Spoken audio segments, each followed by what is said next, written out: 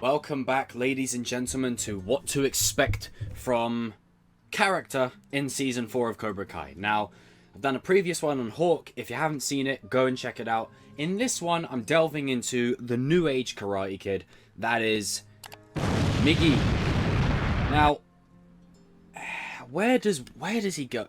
So, I've said ad nauseum, Miguels Ark is the rise of a champion arc. We've seen it many times in Rocky, we've seen it in Creed, you know, we've seen it multiple times across the ages. It's a staple of just the protagonist fighter getting absolutely demolished and then coming back stronger than ever, rising like a phoenix from the ashes to get what's rightfully theirs. Now, there was a video I did a while back where I said that why Miguel could win the tournament and all theories could be wrong.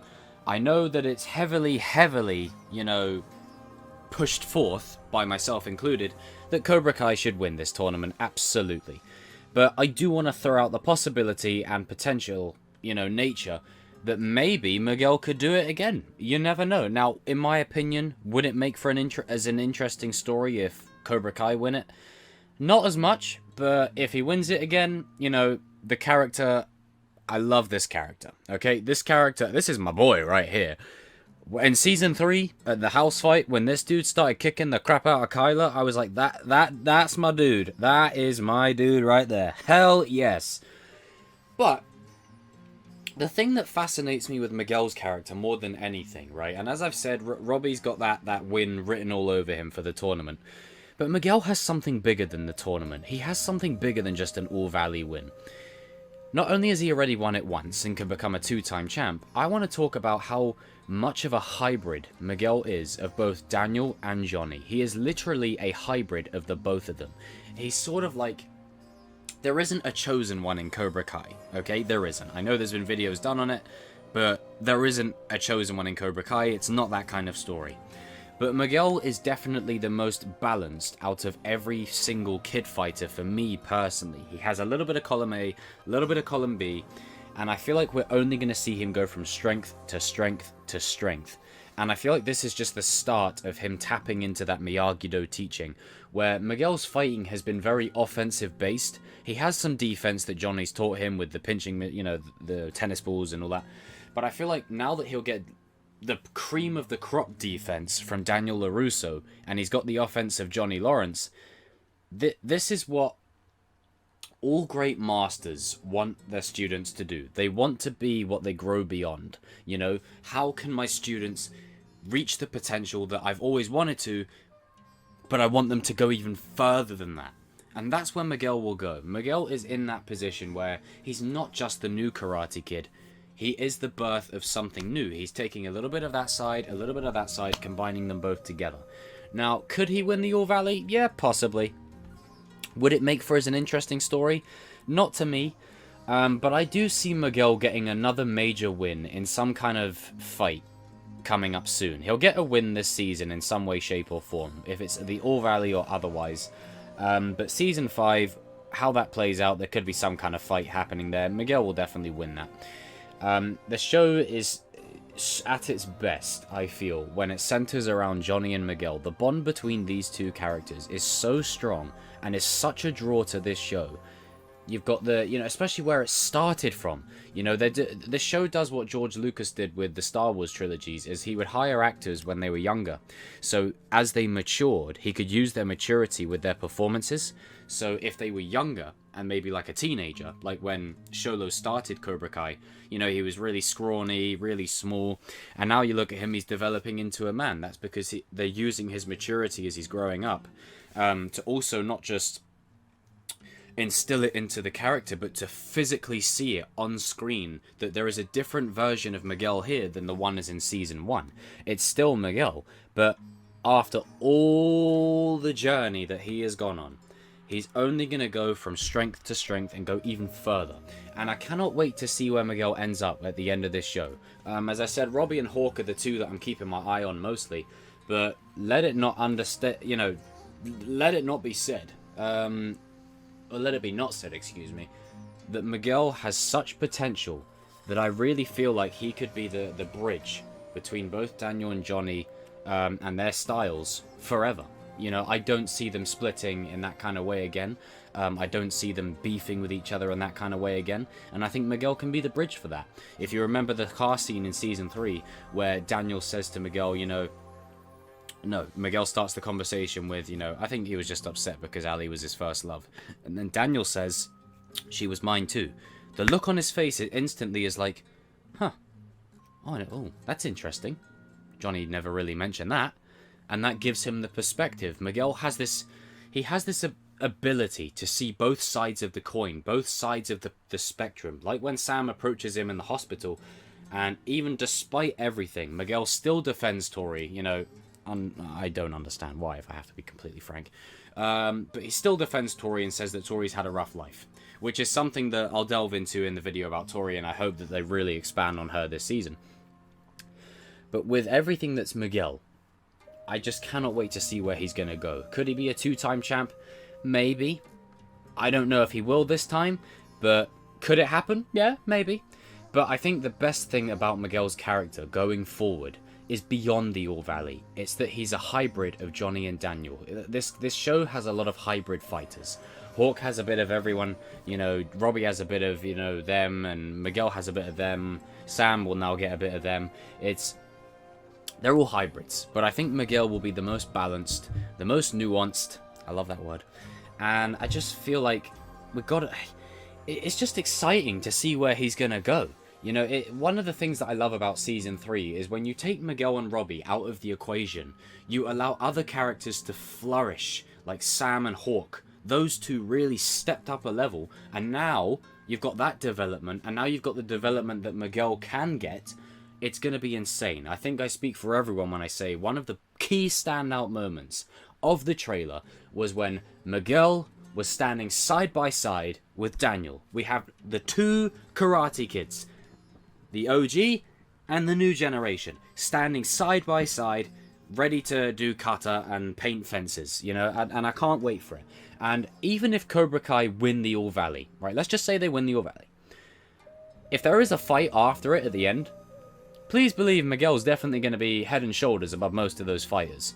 Miguel, Season 2, was his prime. That is the strongest kid fighter of the show. Miguel in Season 2. No one would touch him. Robby would come close.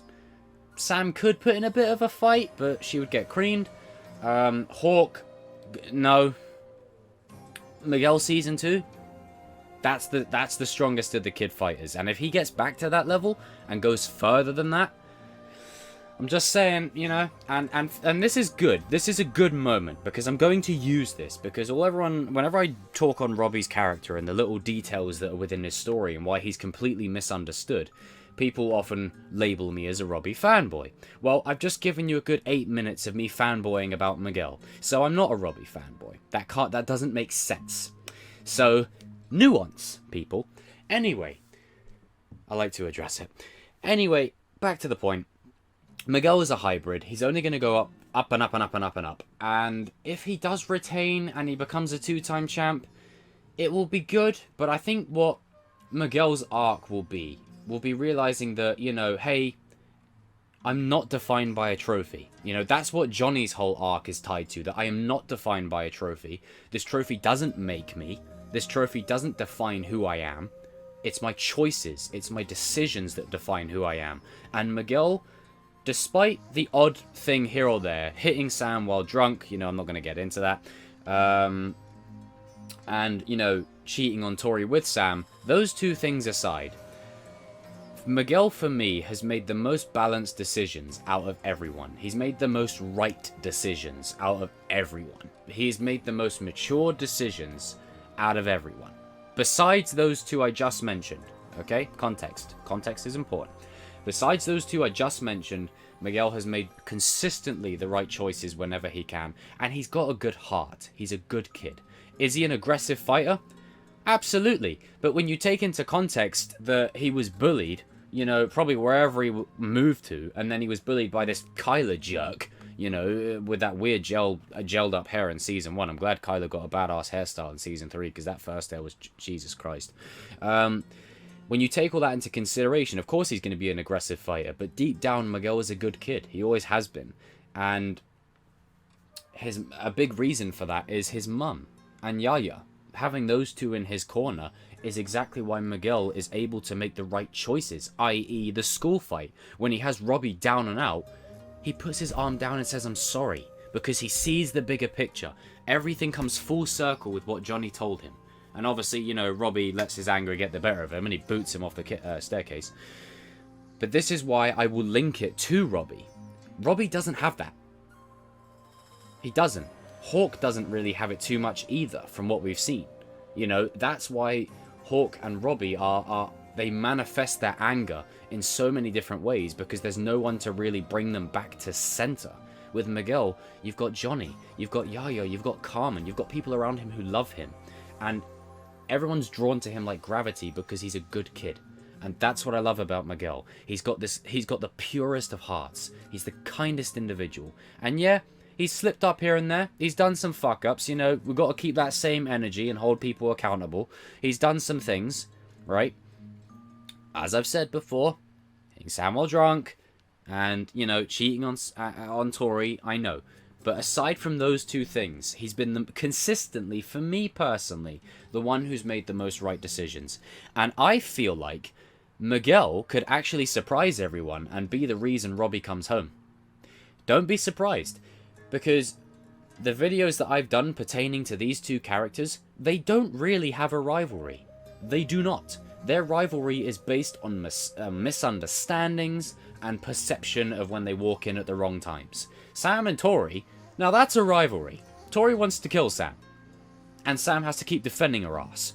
Like, that's a rivalry. That's blood. Robby and Miguel is misunderstanding and mistakes, and I feel like these two could absolutely bury the hatchet post-Season 4. Not Season 4, post-Season 4.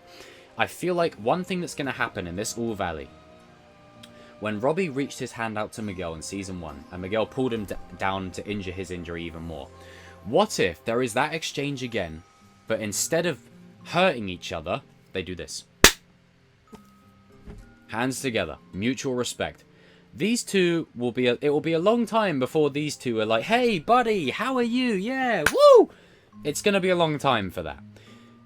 But where Daniel and Johnny can come in is say, hey, don't take 30 years to work it out like we did. Get your shit together and put it aside. And I think they'll come to a mutual understanding for one another. Especially if by Season 6, Carmen ends up with a kid. They're going to become stepbrothers anyway. You know, it's probably written in the stars that by the end of the show, you know, maybe Bobby will marry Johnny and Carmen together, and then Robby and Miguel are like standing there as the best men. Who knows? You never know. You never know. A season is long. A lot can happen in a season. So maybe Miguel could be the key for that. But as far as Miguel's own arc, he's the new Karate Kid. He is the new Karate Kid. And shout out to Sholo for being cast as Blue Beetle. That's sick. My feelings on DC aside, he's going to nail it as Blue Beetle. It's fan casting is what it is. You know, we did it before they did. Us as fans. We did it before DC casted him because he just fit. And they casted him. It just makes sense. However, guys and girls, jump in the comment section down below. Let me know what your thoughts on Miguel are overall across the show. His evolution. I mean, honestly, his evolution from where he started to where he is now is incredible. And he has some of the most badass scenes in the entire show. Season 1, it's like, it's not lame-ass karate. It's Cobra Kai. And then he kicks the crap out of Kyler in Season 3. Then in Season 2, in the school fight, he's, you know, just balls to the wall, you know. Yeah, it's great. I love Miguel's arc. It's a standout of this show, and it's one of the key aspects that makes this show so powerful is the bond between him and Johnny, the father that he never had, that he always probably would have wanted. And look at the difference that Johnny has made to Miguel's life. Compounded in that beautiful speech at the council meeting. You remember when he's standing there and he's saying to the council person and all the whole panel, and he's delivering that beautiful speech delivered perfectly by Sholo and Mary.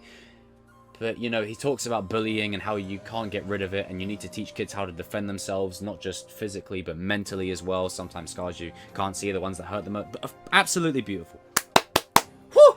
Beautiful. I got chills. And that scene alone is why Miguel is the balance between Daniel and Johnny. He is the hybrid of both of them two. He is what this whole show is about. Cobra Kai, Miyagi-Do, yin and yang, balance. Anyway, guys and girls, jump in the comment section down below. I will see you all in another video soon. I think I've got Robby coming up next, so that should be... Another Robby video! Yeah. Don't worry. I've got one on Tory as well for you guys too. And I've got one on Kyler, and one on Dimitri, and one on Sam. So don't worry. I will be spreading it out evenly. Every character will get their shine. Now, my traditional ending line will be... It's not lame-ass karate. It's Cobra Kai. Get chills every time with that line. you remember when he's in the... It is in the... After he gets beat up in the Halloween party. Cuts to the next episode. He's like, no, Cobra Kai never dies.